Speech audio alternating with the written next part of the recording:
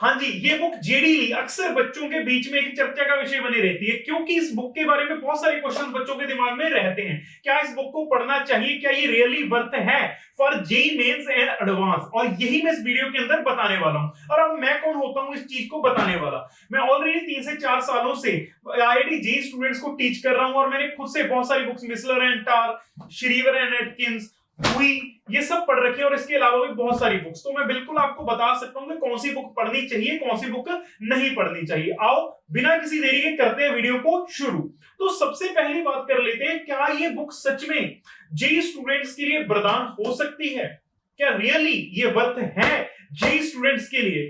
तो मेरा आंसर है बेटा जी, हो भी सकती है और नहीं भी हो सकती। कोई भी चीज हो, उसके फायदे भी होते हैं और नुकसान भी होते हैं। ये बुक सबसे ज्यादा फायदेमंद किन के लिए होती है बेटा? मान लीजिए आपने 10th तक सब कुछ कवर कर रखा है, आप पहले से कोचिंग ले रहे थे, आपने बहुत सारे आपके बेसिक्स क्लियर हैं, आप +1 में पढ़ोगे, आपको अच्छा रिजल्ट मिलेगा। और जो दूसरे स्टूडेंट्स ऐसे हैं जो +1 में हैं, क्या वो पढ़ सकते हैं? उनको भी फायदा मिल सकता है अगर वो कुछ चीजों को अपने दिमाग में रखें। जैसे कि सबसे पहले उनके क्लास नोट्स कंप्लीट हो रखे होने चाहिए बेटा जी। क्या हो रखे होने चाहिए? Class notes. उन्होंने क्लास को अटेंड किया हो प्रॉपर्ली, किसी टॉपिक की, मान लीजिए केमिकल बॉन्डिंग चल रहा है, पहले अपने क्लास के अंदर सुना, क्लास नोट्स बनाए, उनको पढ़ा। या कोई सेल्फ स्टडी कर रहा है तो उसने एनसीईआरटी को पढ़ा होना चाहिए। उसके बाद इस बुक को आप रेफर करोगे, क्योंकि ये जो बुक्स होती है इनका नाम ही होता है रेफरेंस बुक्स, रेफर की जाती है। तो आप देखोगे आपको बहुत हेल्प करेगी ये बुक, अगर आप +1 से थोड़ा थोड़ा पढ़ना इसको स्टार्ट करोगे। अब दूसरा क्वेश्चन ये भी आएगा कि सर ठीक है, आपने +1 स्टूडेंट्स के लिए तो बता दिया, पर हम तो सर +2 के अंदर हैं, या हम तो सर ड्रॉपर हैं, क्या हमें पढ़ना चाहिए या नहीं पढ़ना चाहिए?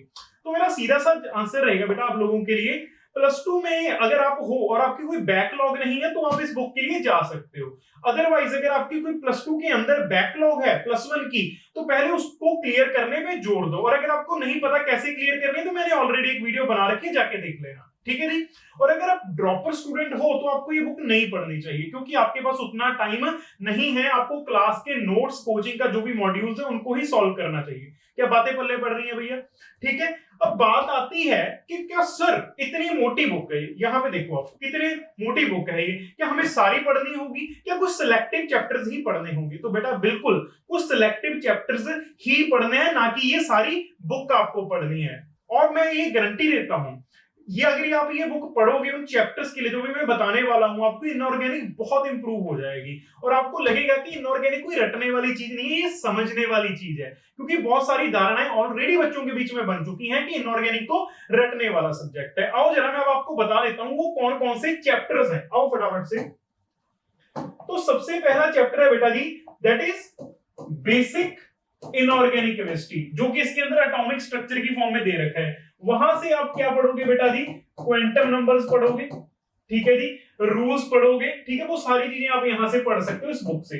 उसके बाद इस चैप्टर को तो पक्का ही पढ़ लेना, इस बुक में से बहुत इंपॉर्टेंट है बेटा जी, दैट इज केमिकल बॉन्डिंग। आपको मजा आ जाएगा इस बुक में से पढ़ के, केमिकल बॉन्डिंग। काफी चीजें आपको पल्ले पड़ेंगी कि एक्चुअली चीजें क्या होती हैं, पर आपको ध्यान भी रखना है, अपने सिलेबस से बाहर मत जाना है। कुछ एडिशनल चीजें भी दी हुई हैं उसके अंदर, वो आपको एक बार अपने दिमाग में रखना है। इसीलिए मैंने पहले बोला कि क्लास नोट्स जरूर देखने हैं आपने अपने पहले।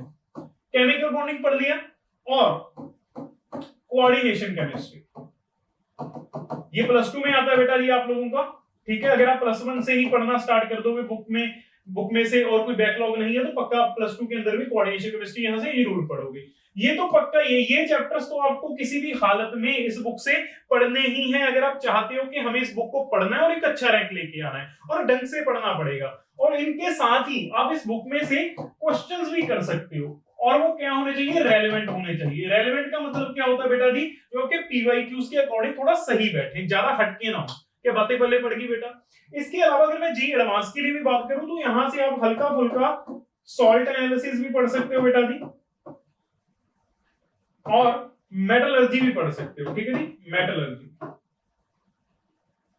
ठीक है। तो ये कुछ चैप्टर्स हैं जो आप इस बुक में से पक्का पढ़िए, अदरवाइज आपको पूरी बुक पढ़ने की जरूरत नहीं है। अब फिर भी क्वेश्चन बहुत सारे घूमते रहेंगे, इंडस्ट्री में भी हैं, बुक को बदनाम भी कर रखा है, पर ये बुक हेल्पफुल हो सकती है आप लोगों के बेसिक्स को क्लियर करने के लिए।